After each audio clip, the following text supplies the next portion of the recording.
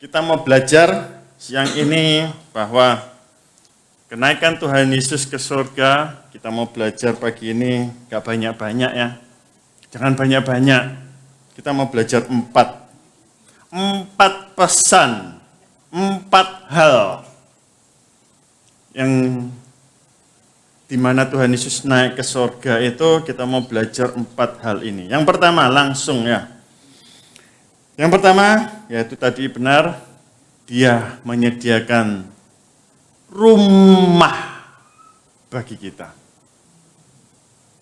Bukan hanya tempat, bukan hanya sebuah tempat, tetapi Dia menyediakan rumah.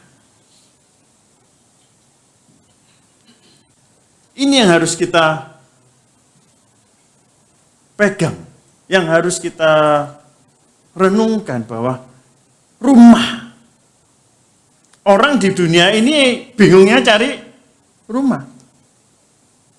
Nggak ada rumah ya, mau tinggal di mana? Iya kan? Orang orang ada di bumi ini, hal yang utama, yang premier, ya tentu banyak yang lainnya. Tetapi adalah sebuah tempat tinggal, di mana kita dapat tinggal tentunya. Tetapi rumah di sini bukan hanya sekedar bangunan, house. Rumah hanya sekedar house, tidak ada home, bagaikan penghukuman kekal, ya, bagaikan hidup di neraka, ya. Jadi rumah di situ kita harus sampai kepada rumah, yaitu home.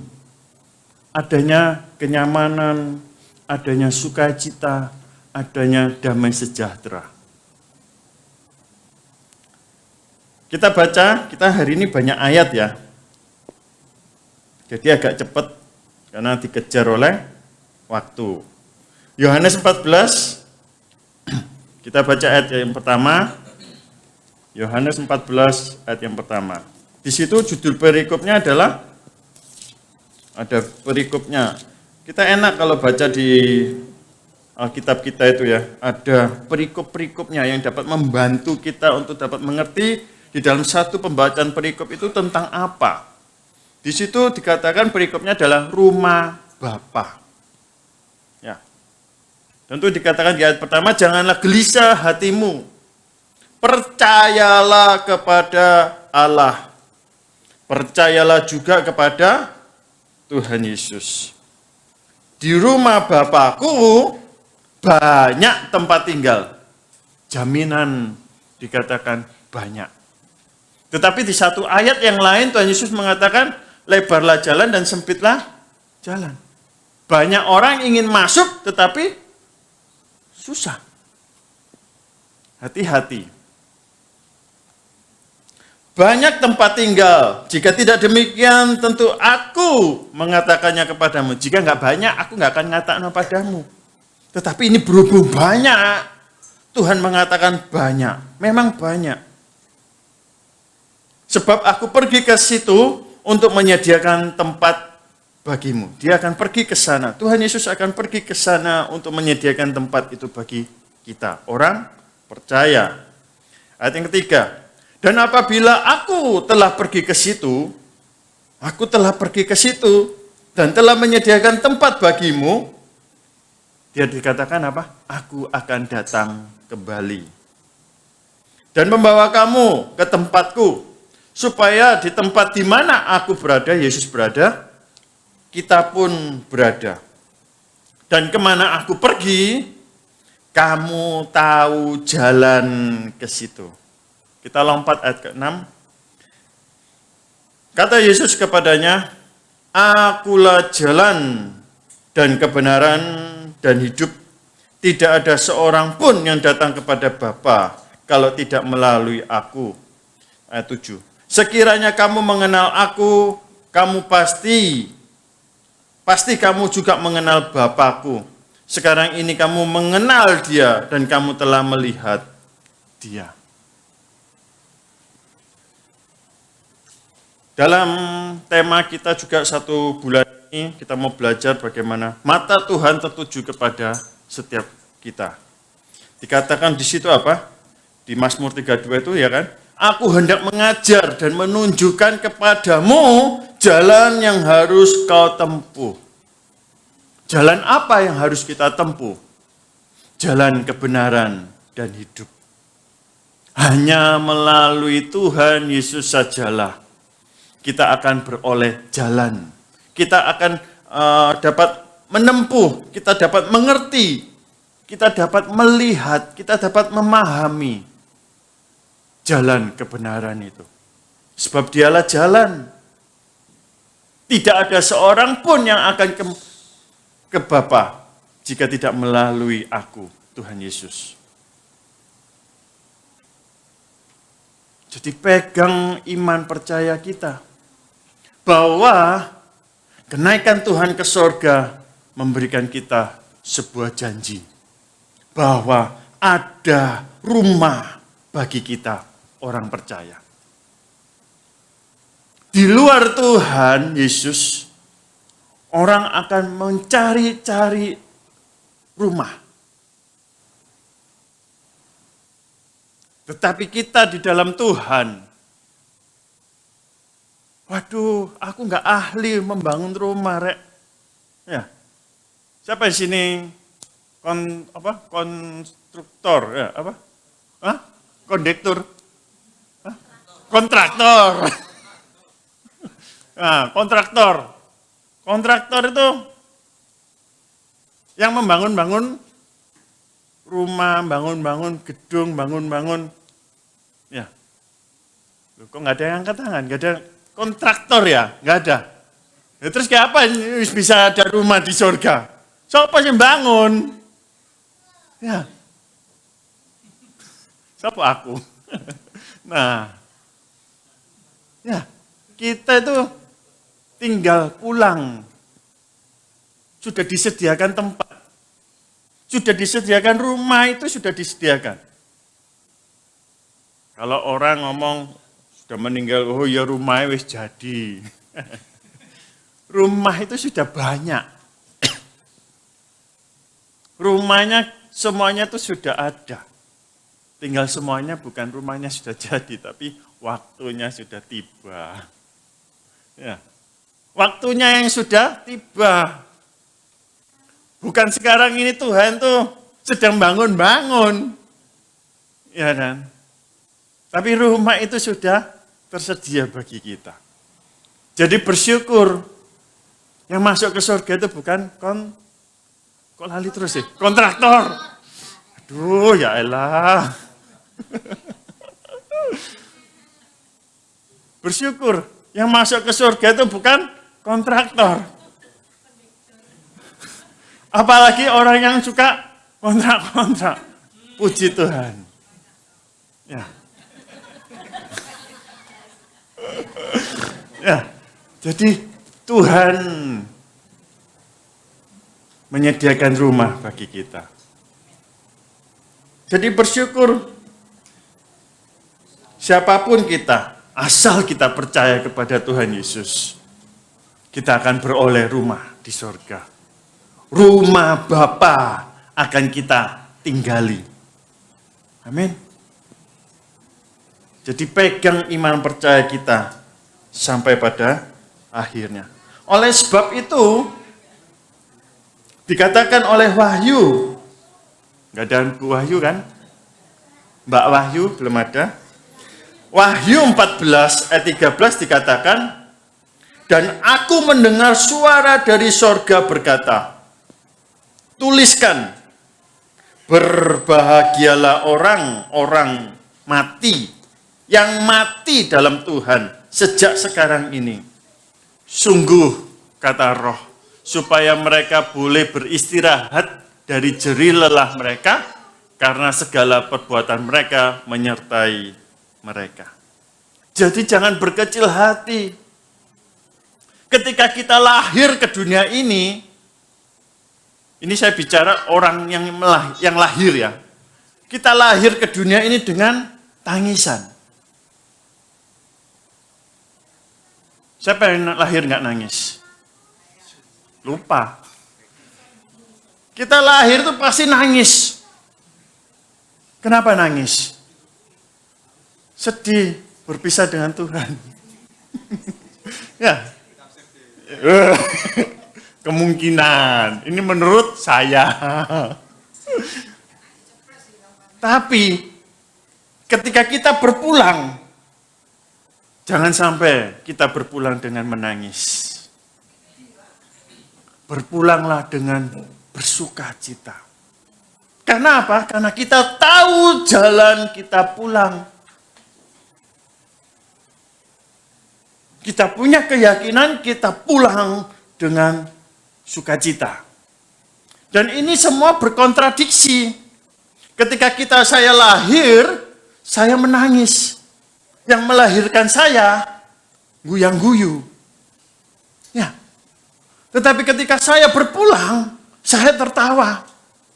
Yang saya tinggalkan, menangis. Temenan tak ketawa?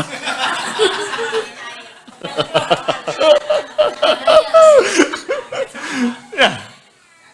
Semua itu hal yang berkontradiksi semua. Oh, asuransi. Oh, anak maksud. Ya, jadi jangan sampai ketika kita berpulang itu sama ketika kita datang. Akan banyak orang dia pulang sama seperti dia datang.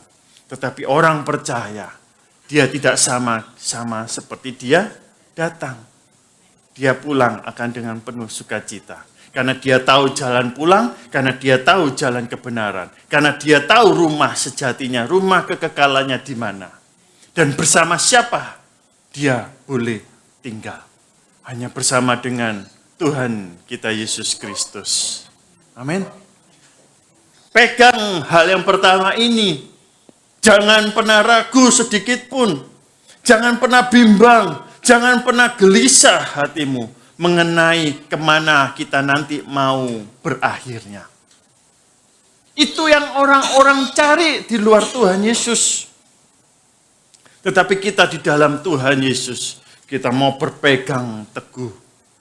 Tuhan mau panggil pulang kapanpun, siap sedia. Karena kita nggak tahu waktu kita dipanggil pulang. Tidak ada satu orang pun tahu. Bukan karena cukup umurmu, bukan karena cukup prestasimu, bukan karena cukup hartamu, bukan karena cukup kehidupanmu di dunia ini. Tetapi cukup menurut Tuhan yang tidak tahu kita kapan. Bukan karena kita sudah tua, bukan. Karena kita sakit juga bukan. Bukan karena tidur juga bukan. Ya. Tapi biarlah kita mau siap dipanggil Tuhan kapanpun. Yang kedua, kenapa dia pesan Tuhan Yesus naik ke surga? Dikatakan bahwa tadi yang kita baca di Yohanes 14, di ayat yang ketiga dikatakan, dan apabila aku telah pergi ke situ, dan telah menyediakan tempat bagimu, dikatakan apa? Aku akan datang kembali. Ini bukan hanya omong-omong biasa dengan para murid. Aku akan datang kembali. Tetapi memang sejatinya dia akan datang kembali. Pesan yang kedua di dalam kenaikannya dia ke surga. Dia berkata, dia akan datang kembali. Seperti yang ditulis di Kisah Para Rasul, ayat yang pertama. Kisah Para Rasul pasal pertama, ayat yang ke-6.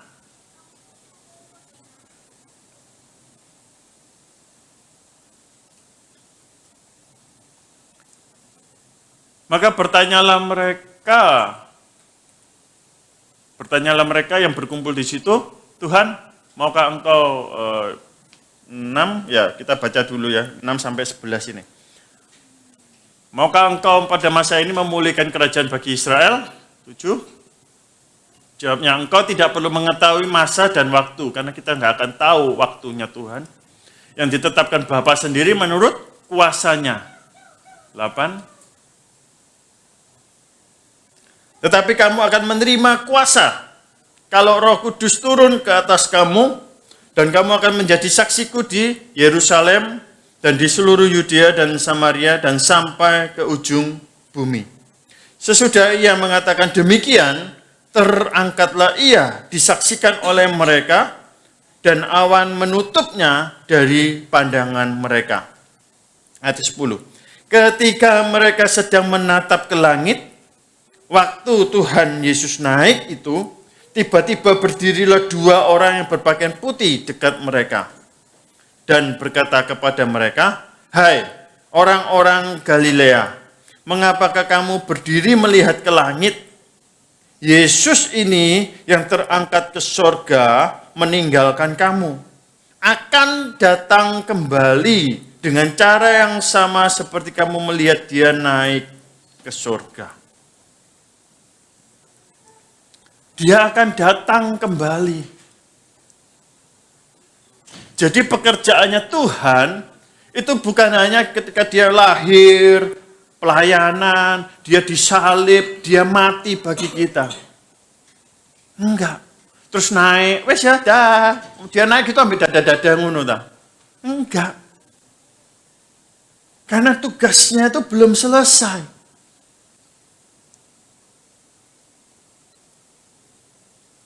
Tugasnya belum selesai. Dan dia memberikan statement, aku akan datang kembali. Dan dinyatakan juga oleh para dua orang itu, ya tentu itu adalah malaikat. Dan mengatakan, dia akan datang kembali. Jadi jangan bersedih. Dia akan datang kembali. Di dalam penantian kita kedatangan Tuhan Yesus kedua kalinya. Yang kali kedua. Dia datang kedua kali bukan untuk menyelamatkan. Tetapi ketika dia datang kedua kalinya, dia untuk menghakimi. Jadi, benarlah firman Tuhan supaya kita untuk berjaga-jaga.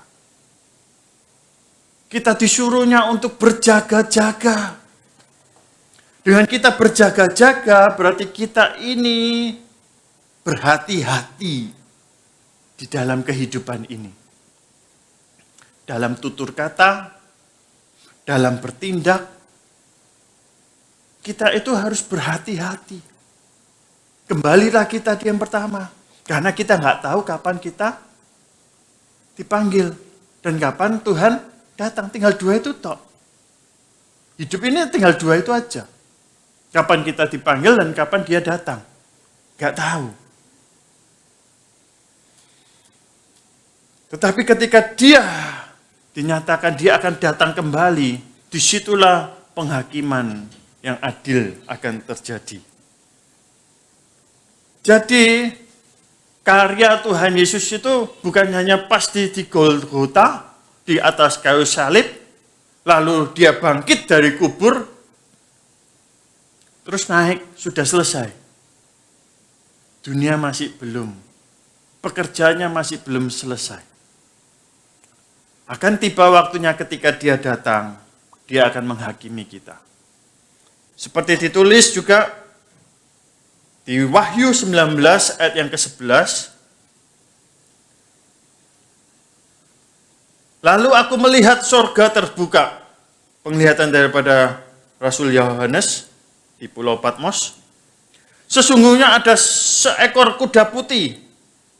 Dan ia yang menungganginya bernama yang setia dan yang benar. Dikatakan apa? Ia menghakimi dan berperang dengan adil. Dia akan menjadi hakim yang adil. Penghakiman yang adil akan datang. Apa arti kata menghakimi? Di situ memakai kata krino. Yaitu apa? Menghakimi itu berarti bukan hanya sekedar menjudge. Kamu salah, kamu benar. Tetapi benarlah perumpamaan yang Tuhan Yesus seringkali katakan.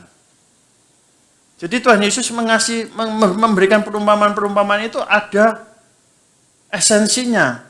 ada makna tujuannya. Yaitu seperti dia memisahkan lembu, memisahkan domba dan kambing. Itulah penghakiman. Penghakiman itu berarti memisahkan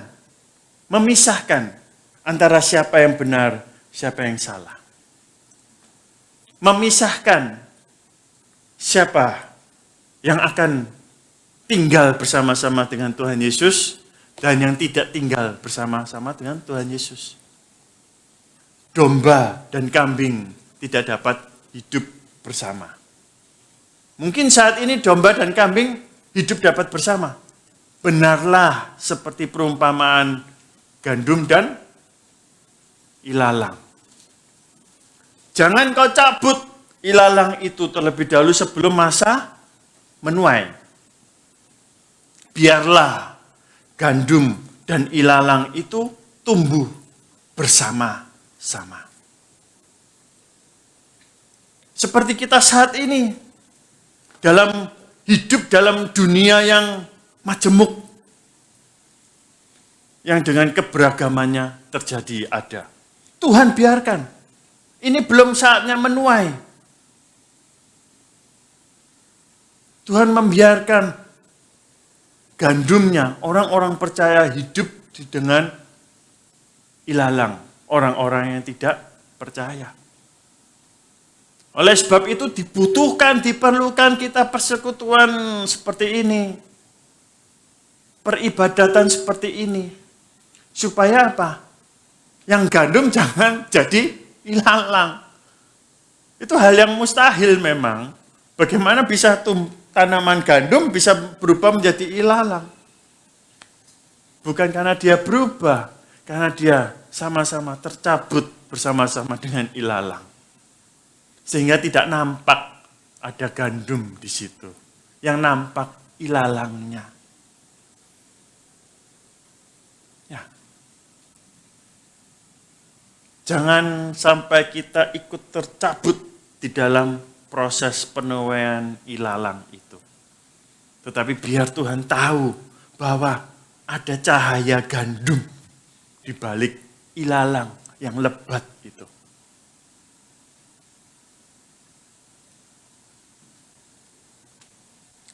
Menghakimi, yaitu memisahkan antara yang baik, yang jahat, yang benar, dan yang salah. Dan penghakiman akan tiba dari rumah Tuhan terlebih dahulu. Ya.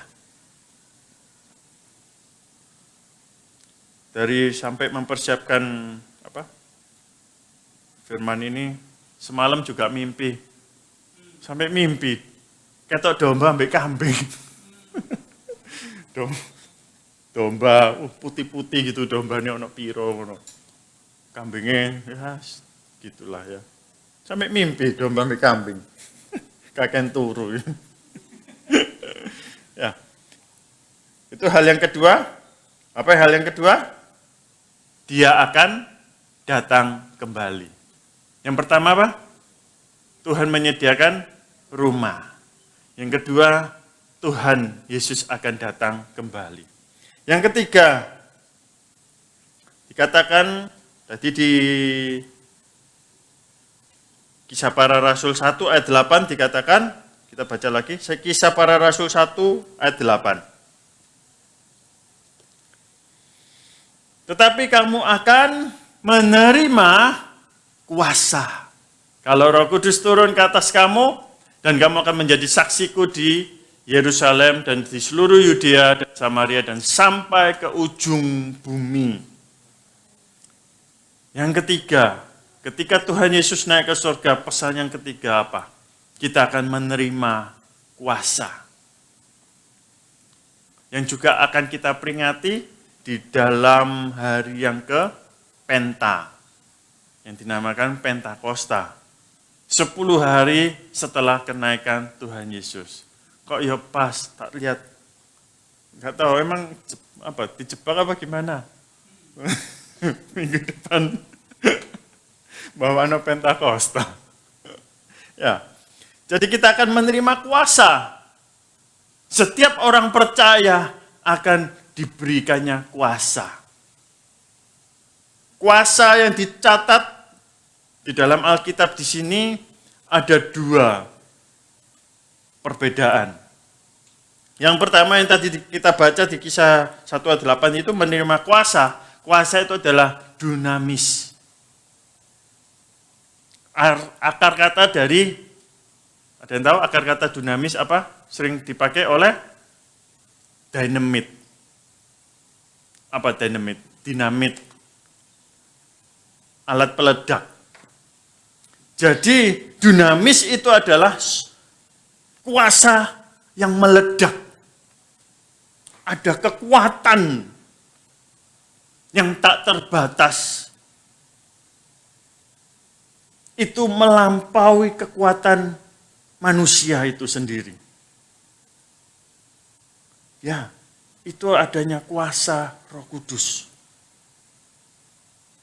Dan kuasa itu ketika kita menerima impartasi kuasa ini, kita nggak bisa menahannya.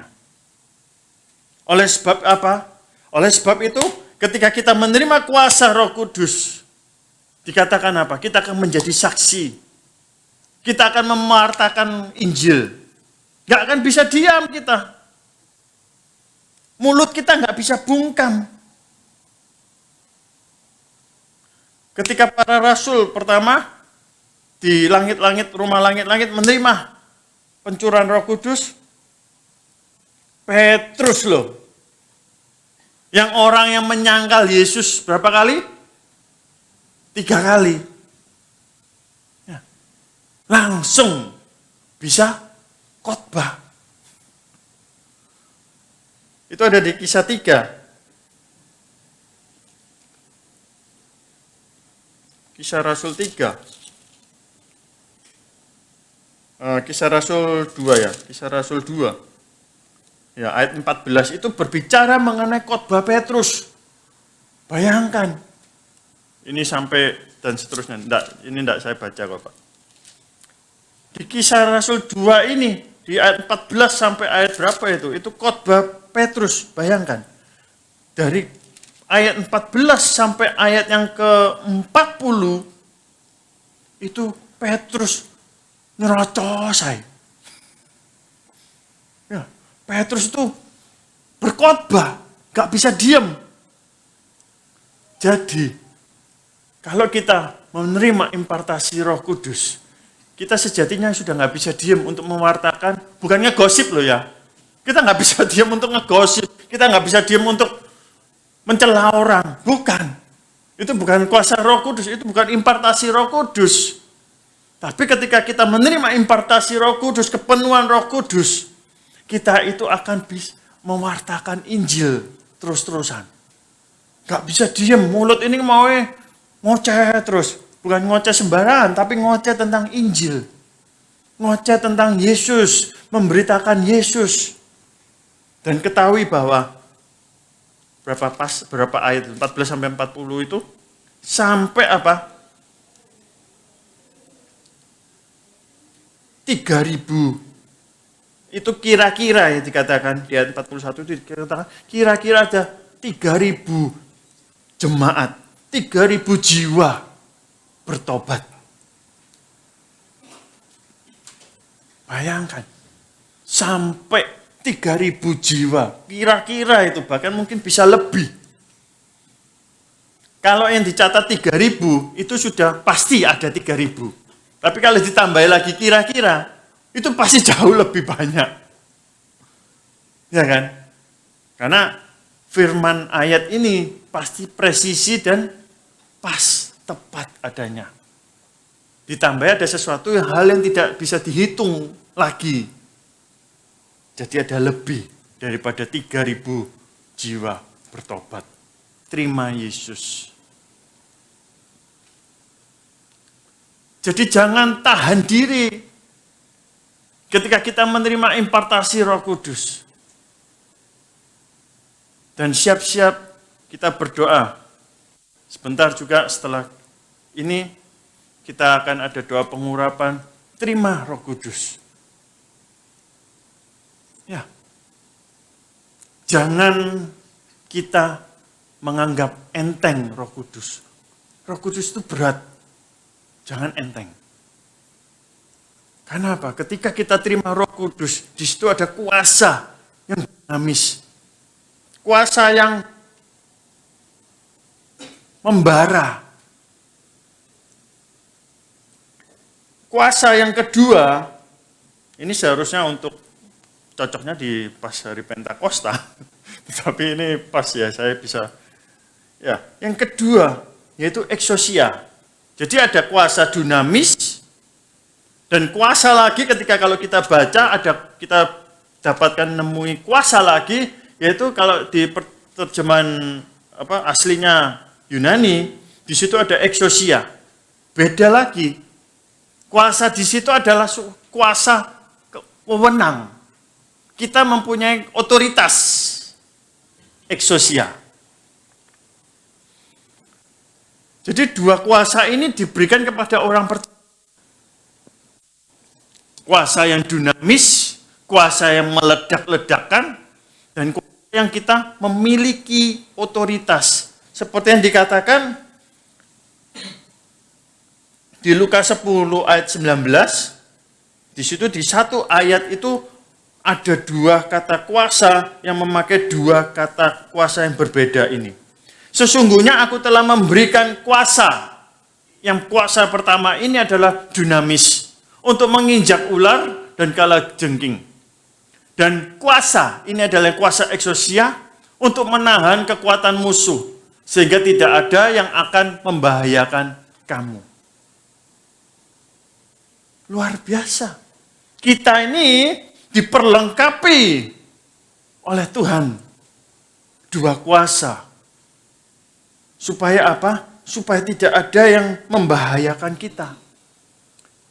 Jadi kalau mungkin ada hal-hal yang belakangan kemarin terjadi, bisa enggak kita diserang oleh roh-roh yang disuruh-suruh itu? Ya, enggak bisa. Ini sudah jaminan tidak akan membahayakan kita.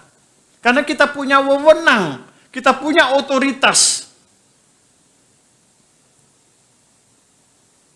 Kita punya kuasa.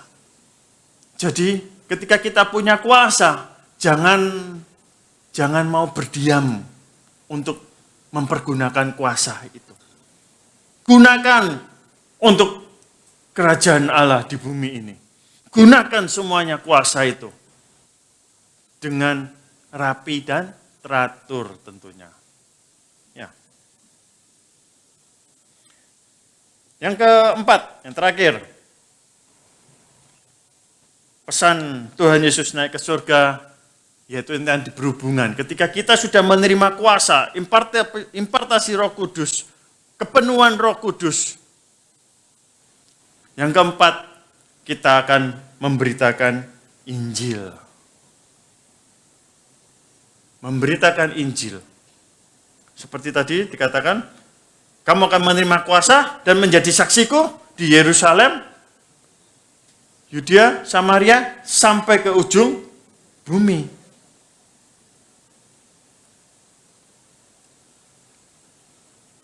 Terima Roh Kudus dulu atau beritakan Injil dulu.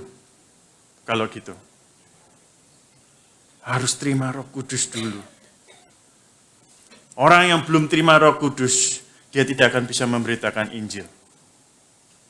Jadi, perhatikan sekelilingmu. Ada nggak orang-orang yang tidak dapat memberitakan Injil? Ojo dijawab. Ojo disebut jenenge. Ya.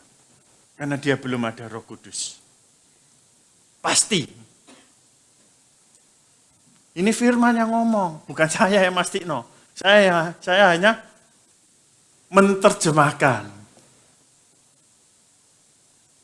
Jadi, kalau ada di sekitar kita, orang-orang yang tidak dapat memberitakan Injil kebenaran, bukan hanya sekedar dok, terima Yesus, bawa Alkitab.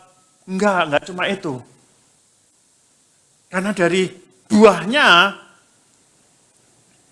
kepenuhan firman, kepenuhan roh, itu akan memberitakan Injil. Memberitakan Injil bukan hanya kita baca Matius 1 ayat 1. Enggak. Tapi bagaimana kita dapat mengasihi sesama. Kita dapat membawa keselamatan jiwa-jiwa. Dan kita bukan menjadi batu sandungan.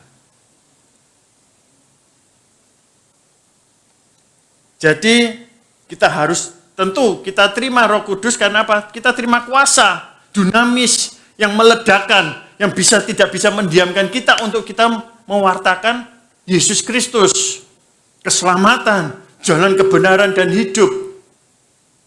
Yang tidak bisa membiarkan kita diam. Kita harus terima Roh Kudus dulu. Ya.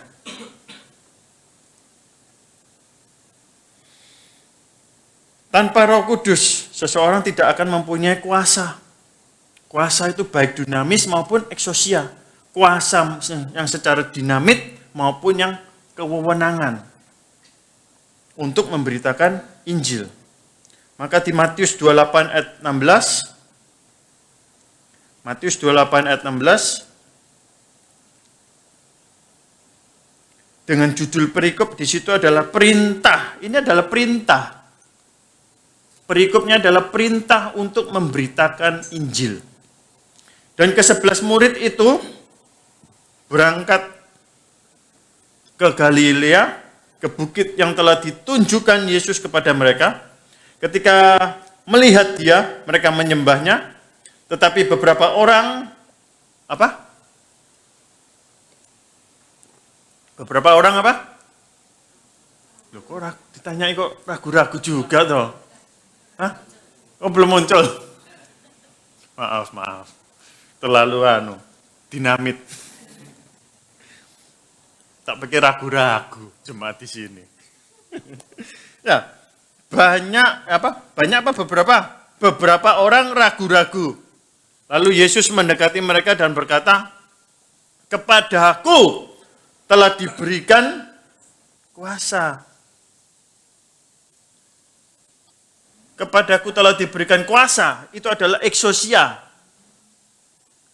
Ini adalah kuasa eksosia, yaitu apa? Wewenang, otoritas.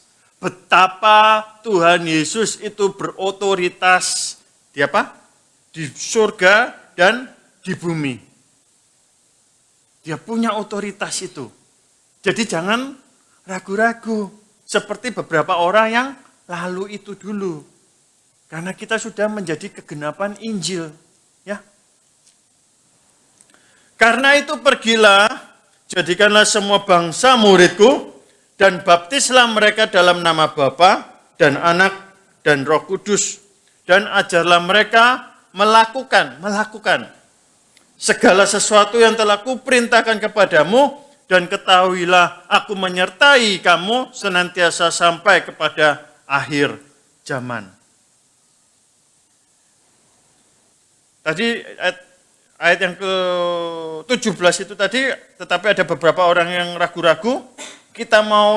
Saya coba ulang kembali di Yohanes 14 ayat yang pertama. Di situ dikatakan, janganlah gelisah hatimu, percayalah kepada Allah. Jadi jangan kita ragu-ragu, ya. Janganlah gelisah hatimu, percayalah kepada Allah. Percayalah juga kepada Tuhan Yesus. Jangan mau digoyahkan oleh banyak-banyak pengajaran-pengajaran yang sesat. Pengajaran-pengajaran yang tidak seturut sesuai dengan firman kebenaran. Pengajaran-pengajaran itu akan terus ada sampai dia datang. Gak akan pernah berhenti. Dan itu semuanya, pengajaran itu akan mungkin esensinya akan sama, tetapi akan dibungkus dengan hal-hal yang berbeda. Karena mengikuti zaman. Jadi jangan sampai kita itu lepaskan fondasi yang teguh, fondasi yang kokoh itu.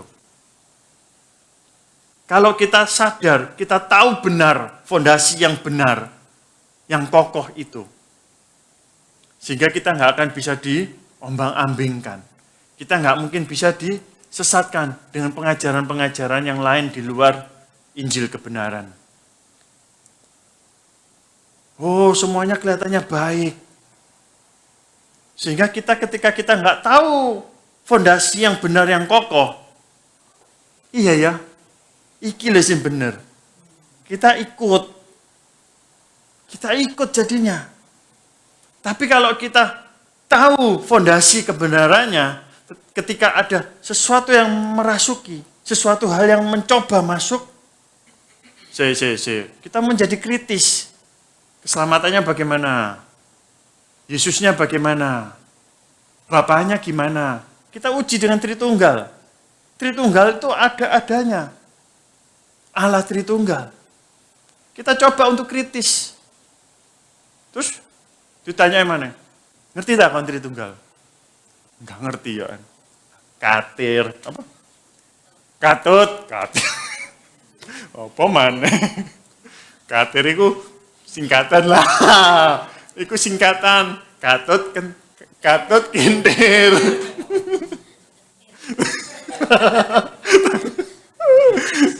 Ya. Jadi kita harus pegang fondasi yang benar. Jangan sampai kita terhanyut oleh pengajaran-pengajaran yang sesat. Pengajaran-pengajaran hanya yang mengenakan telinga saja. Jangan ragu-ragu. Ketika kita dalam memberitakan Injil, juga kita nggak perlu debat. Ya, karena Injil, pemberitaan Injil itu adalah pemberitaan, bukan perdebatan. Kalau kita diajak debat, ya sudah, tutup saja. Tuhan Yesus memberkati. Ya kan? Buat apa debat? Masya kita S3 kek, S-teler kek. Nah, senengannya es cau. Gak usah debat. Ya, walaupun ilmu kita setinggi langit, gak usah debat. Tuhannya loh, gak debat kok. Cuma ngei perumpamaan ngono tok. Terus di debat mana? Ya mikir dhewe. Gak usah mikir, ya wis, bye. Tuhan tinggal kan? Ya kan? Gak perlu kita berdebat hal-hal yang hal-hal keimanan itu. Karena iman gak bisa didebat. Tapi iman harus dipertahankan dan dapat dipertaruhkan. Bagaimana kita dapat juga memberikan sebuah jawaban singkat, padat, jelas mengenai keberimanan kita. Nah, penting aku percaya, apa jarene gereja, apa yang percaya, apa jarene pendeta. Jangan. Tapi kita harus punya keyakinan dari intisari pembacaan Alkitab. Jangan ikut-ikut kata orang. Ya. Ayat yang terakhir, kita mau baca. Ayat terakhir sodok ini lega ya. Tapi ayat terakhir ini sodok akeh. 2 Timotius 4 ayat yang pertama sampai terakhir, sampai akhir. 2 Timotius 4 ayat yang pertama, dan di hadapan Allah dan Kristus Yesus yang akan menghakimi orang hidup dan yang mati, aku berpesan dengan sungguh-sungguh kepadamu demi penyataannya dan demi kerajaannya. Yang ayat kedua, apa? Beritakanlah firman, siap sedialah baik atau tidak baik waktunya, baik dalam susah maupun duka, dalam kondisi sehat maupun dalam kondisi sakit. Nyatakanlah apa yang salah, tegurlah dan nasihatilah dengan segala kesabaran dan pengajaran. Karena akan datang waktunya, orang tidak dapat lagi menerima ajaran sehat. Tetapi mereka akan mengumpulkan guru-guru menurut kehendaknya untuk memuaskan keinginan telinganya. Mereka akan memalingkan telinganya dari kebenaran dan membukanya bagi dongeng. Ayat yang kelima, tetapi kuasailah dirimu dalam segala hal. Sabarlah menderita. Lakukanlah pekerjaan pemberita Injil dan tunaikanlah tugas pelayananmu. Selesaikanlah tugas pelayananmu. Di situ memakai tanda seru. Mengenai diriku, mengenai diri Paulus, darahku sudah mulai dicurahkan sebagai persembahan dan saat kematianku sudah dekat. Aku telah mengakhiri pertandingan yang baik, aku telah mencapai garis akhir dan aku telah memelihara iman. Banyak ayat ini yang dipakai oleh orang dengan statement hal-hal yang demikian. Pertanyaannya, ketika orang itu telah berkata, aku telah mengakhiri pertandingan ini, tetapi dia belum meninggal. Dia mengatakan ini, apakah dia sudah memelihara iman? Dengan jalan apa? Dengan jalan dia memberitakan Injil kebenaran. Jadi jangan asal ngomong, aku telah mengakhiri pertandingan ini dengan baik. Tetapi kita tidak memberitakan Injil. Paham? Paulus mengatakan demikian. Wajarlah dia mengatakan demikian. Karena di ayat yang sebelumnya dikatakan apa? Darahku sudah mau dijadikan persembahan. Darahku ini sudah mau dicurahkan. Istilahnya, aku wis kape mati dibunuh untuk Injil. Kita sudah enak saat ini.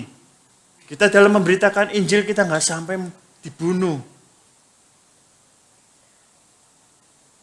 Tetapi biarlah ketika kita dapat mengucapkan kata ini, aku telah mengakhiri pertandingan yang baik, aku telah mencapai garis akhir dan aku telah memelihara iman. Di situ hidup kita sudah berdampak. Hidup kita adalah suratan Kristus yang terbuka. Dan yang terakhir di ayat 8. Sekarang telah tersedia bagiku mahkota kebenaran yang akan dikaruniakan kepadaku oleh Tuhan, Hakim yang adil pada harinya, yaitu hari kedatangan Tuhan Yesus. Bukan hanya kepadaku, melainkan juga kepada semua orang yang merindukan kedatangannya, yaitu mahkota kebenaran. Bagi setiap orang-orang yang menantikan kedatangan Tuhan dan dengan bersemangat, dengan berdunamis memberitakan Injil kebenaran, dia akan menerima mahkota kebenaran dari Bapa surga. Amin.